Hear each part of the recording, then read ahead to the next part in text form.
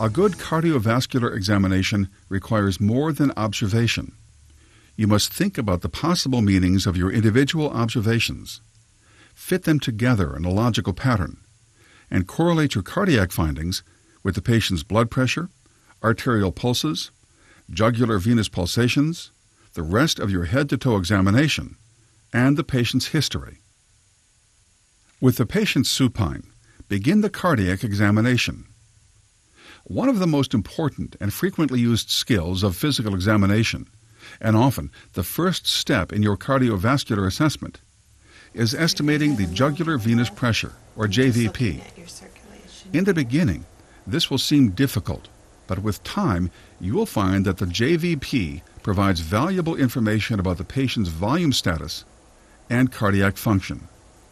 The usual starting point for assessing the JVP is to ensure that the head of the examination table or bed is elevated to 30 degrees. Be sure to distinguish the undulating jugular waveform from carotid artery pulsations. The steps for measuring the JVP, when followed carefully, result in a measurement that is accurate and useful. Next, assess the carotid pulse. Your assessment will include both palpation and listening for bruits. Inspect and palpate the anterior chest for any heaves, lifts, or thrills. Then palpate left and right second interspaces close to the sternum. Feel for a right ventricular impulse in the left parasternal and epigastric areas. Note any thrills in these areas.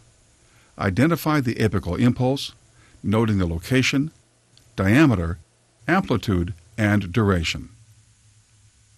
Auscultation of heart sounds and murmurs is an important skill that leads directly to several clinical diagnoses.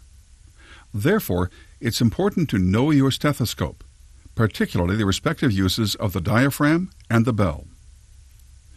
Listen with the diaphragm of the stethoscope at the aortic area in the second right interspace. Listen at all auscultatory areas for S1, S2, or any murmurs or extra sounds. Next, roll the patient partly onto the left side and use the bell to detect diastolic sounds such as mitral stenosis or NS3.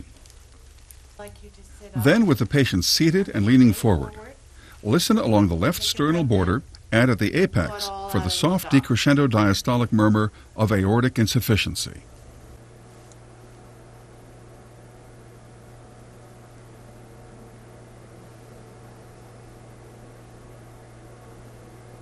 Very good. Just lie back for me.